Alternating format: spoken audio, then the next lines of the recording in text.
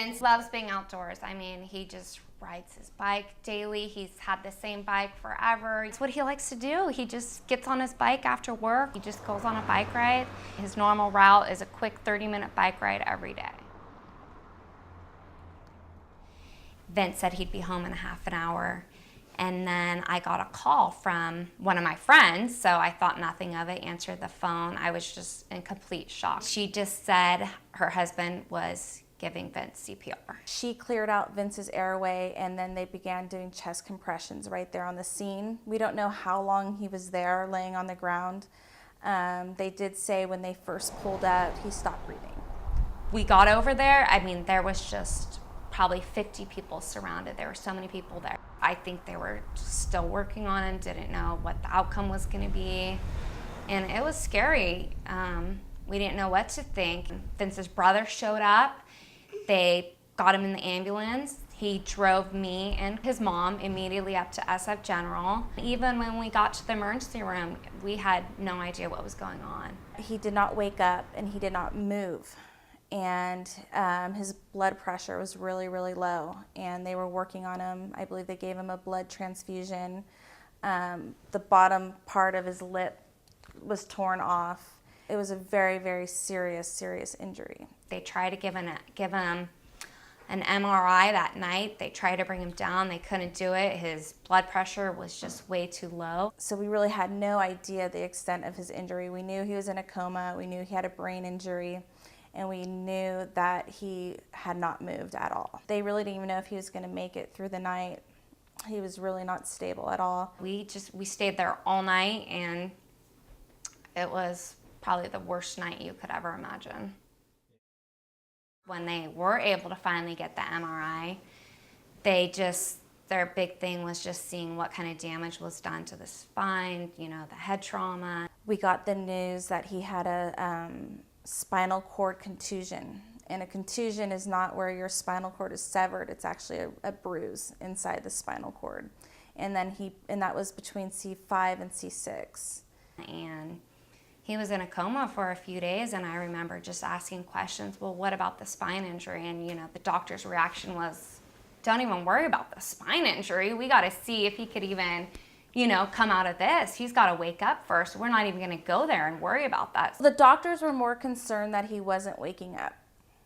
And at the time, they were more concerned about his brain injury because Vince, upon arriving at SF General, Vince didn't move. He didn't show any movement. They weren't able to do surgery to relieve the pressure in the spine because he was not stable. It's when Dr. Shriver had a meeting inside the ICU room with family and basically told us that, she was worried that he wasn't waking up. She was worried about his brain. And at the time, she didn't even know if Vince was going to survive this injury. Told us to prepare that he would be a quadriplegic. And that was like, she basically gave us no hope. And it's devastating because my mom's husband has multiple sclerosis, so we know what it's like to live with someone that's handicapped and in a wheelchair, and just thinking, how could this happen to us? And how could this happen to Vince with his beautiful 4 kids? And just really was hard to understand. It was just horrible. It was just nonstop tears after tears after tears. I mean, you couldn't imagine having to go through anything worse.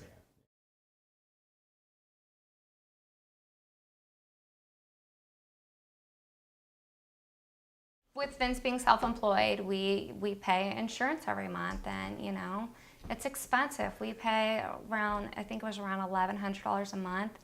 And business just slow. Sometimes you just didn't have that money to pay. We lapsed in our insurance coverage for a few months. He had been working steady. We had a big check that was ready to come, and that was one of our things that we were ready to pay, As soon as we got paid, that was our thing. He talked about getting union coverage, and it's just, we just couldn't do it at the time, and it was one of those things. You hate always asking people for help, so we just weren't able to make the payments, and we regret it so much now, but we just couldn't do it. So we were out of coverage for 3 months, and that has been a huge problem right now. And of course, when you're healthy, you think something tragic like this wouldn't happen to you. To know that this accident happened and he was not insured, it was really hard. He's very disappointed in himself. We have who knows how much money in medical bills. I mean, it's going to be outrageous. And as soon as we got in there, we had to apply for Medi-Cal to hope and pray that they're going to cover him. And we're hoping that he's going to get covered and be able to go to rehab, but it's still pending. We're still waiting. I've filled out numerous paperwork, had to send in every kind of document you could think of, bank statements, bills, birth certificates, how much he made every month, tax returns, everything you could imagine. And so we're just praying every day and hoping, because without that being approved, he's not going to be able to get the rehabilitation he needs.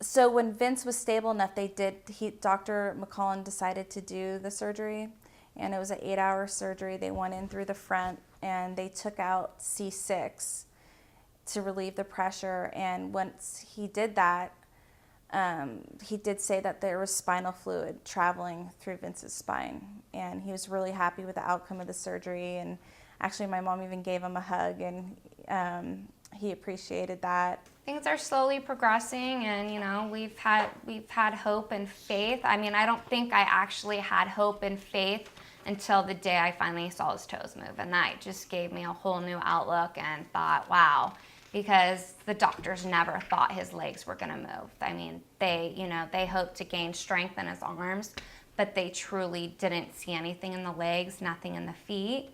And so that day when we saw his toes move, I mean, it was like jumping for joy. Even his surgeon who did the surgery, he was like in complete shock.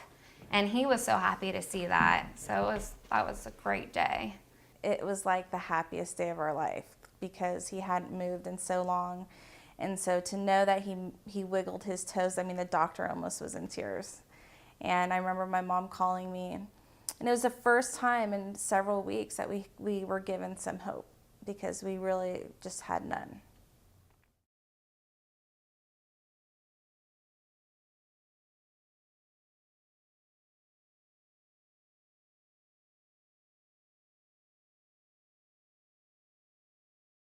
For Medi-Cal, everyone starts telling you what you need to do to get approved, and basically it was a huge concern of ours, because we had heard from nurses and other people that if Vince was not approved for Medi-Cal, they'd basically send him home, and Stacy would have to be the caretaker for him. And they went into detail about the things that Stacy would have to do for Vince, and we absolutely could not accept that.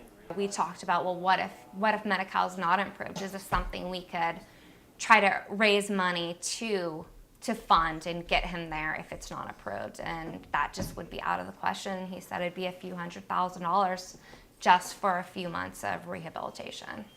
The rehab center is really crucial to Vince ever being able to walk or have mobility again.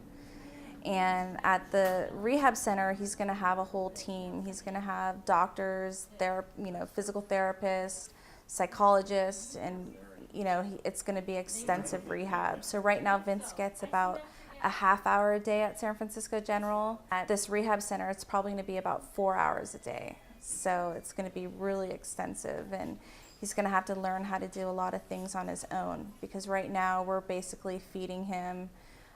They bathe him. We're basically doing everything for him, either the family or the nursing staff.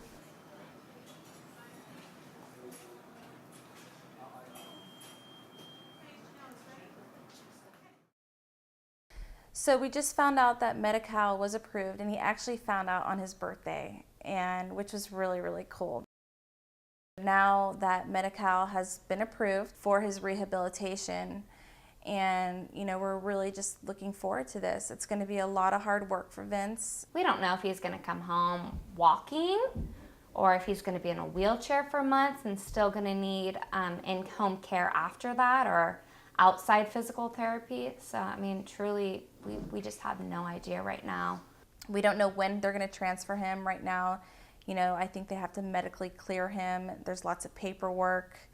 And as soon as that ball gets rolling, Vince will go straight to rehab, and that's where the real fight's going to start. We're hoping that it works out, and we're praying and hoping that in months he'll get to go back to work, but we don't know when and what he's going to be capable of doing. So right now it's just we don't know how long, and we applied for state disability. We were denied because of him being self-employed.